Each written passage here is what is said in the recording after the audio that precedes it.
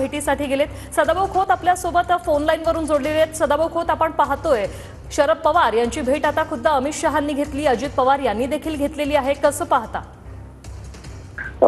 एक आपली हिंदू संस्कृती आहे की वेगवेगळ्या क्षेत्रामध्ये काम करत असलेल्या व्यक्तिमत्वांचा सन्मान करणं, त्यांचं आयुष्य चिंतन करणं आणि महाराष्ट्राची ही संस्कृती राहिलेली आहे। आणि म्हणून मला वाटतं की राजकारण हा भाग वेगळा आहे आणि वैयक्तिक संबंध आणि एखाद्याला शुभेच्छा देणं, त्यांना शुभ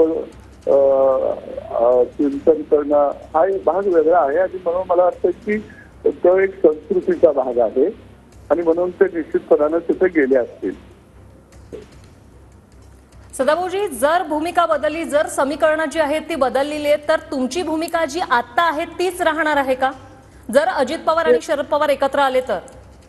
शेवटी कुणी कुणाजवळ जायचं हा प्रत्येकाचा वैयक्तिक तो भाग आहे असं मी समजतो।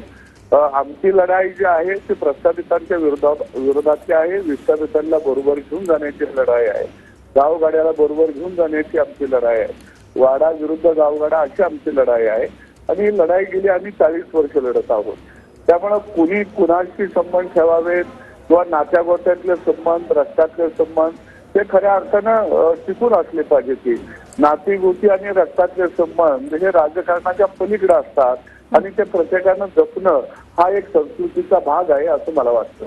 पण याच प्रस्थापितांविरोधात तुम्ही लढाई लढलेली आहेत सदाभाऊ खोतजी, आणि आता हेच प्रस्थापित जर भाजपमध्ये आले तर तुम्ही भाजप सोबत राहणार का? आम्ही विस्थापितांची लढाई घेऊनच भाजप बरोबर आहोत आणि भाजप हा विस्थापितांचा पक्ष आहे, विस्थापितांना बरोबर घेऊन जाणारा हा पक्ष आहे। मला वाटतं की या बाबतीचं धोरण त्यांचं धोरण जे आहे ते ठरवतील, परंतु जोपर्यंत ते विस्थापितांना बरोबर घेऊन जात आहेत, विस्थापितांचे बाजू ऐकून घेत आहेत, तोपर्यंत आम्ही त्यांच्या बरोबर आहोत। धन्यवाद सदाभाऊ खोतजी, तुम्ही TV9 शी बोललात त्यासाठी। रयत क्रांतीचे नेते सदाभाऊ खोत होते। आमची लढाई अशी सुरू राहणार, मात्र कोणी कोणासोबत जायचं हा ज्याचा त्याचा प्रश्न आहे, अशी प्रतिक्रिया त्यांनी दिलेली आहे।